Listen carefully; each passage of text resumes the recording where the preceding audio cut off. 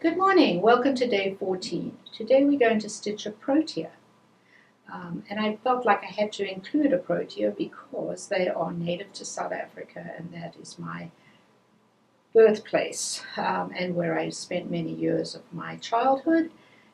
Today we're also going to be doing a new stitch called a corded Brussels stitch, and I will be demoing that, and we will finish it off with a rosette chain and a woven picot. So first of all, I'd love to introduce you to a very fun new thread called Nami.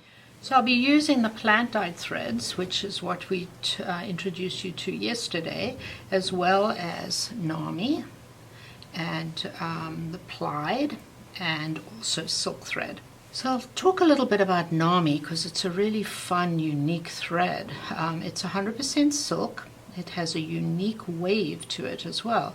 And this lightly textured thread is twist with a binding thread. So there's another little thread in there.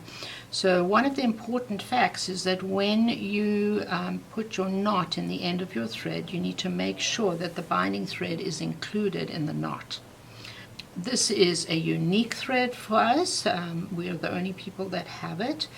But unfortunately, it's also a limited edition. So once it is gone, it's gone forever.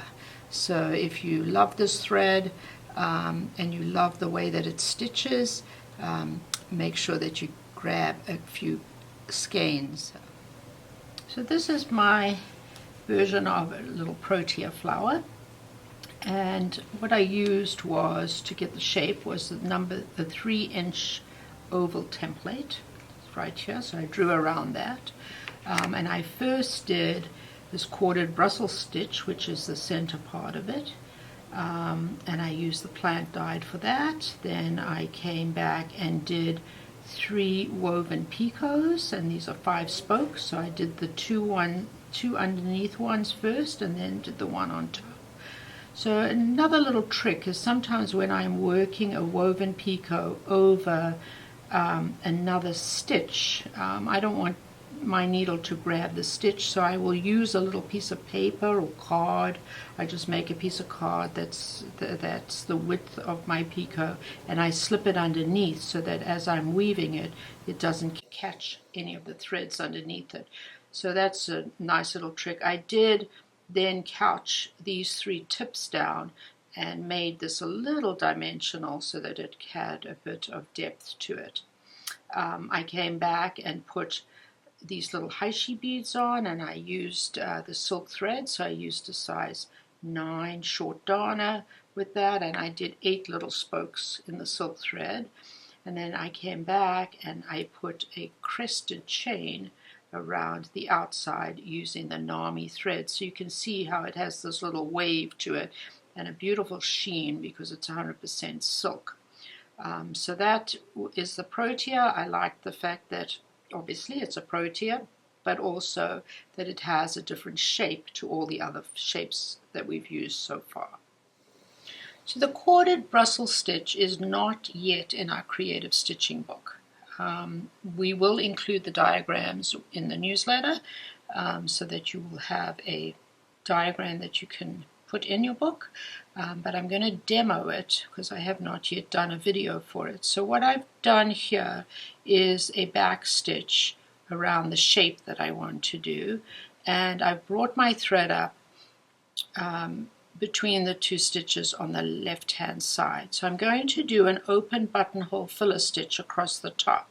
So I'm using a 20 tapestry needle, and I'm going to do that all the way across the top here.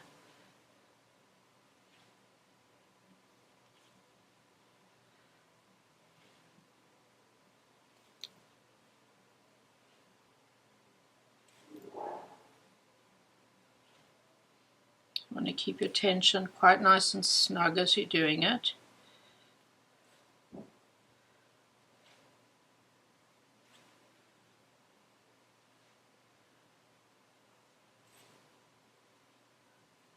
Okay, and there's my last back stitch. So I've completed this whole row.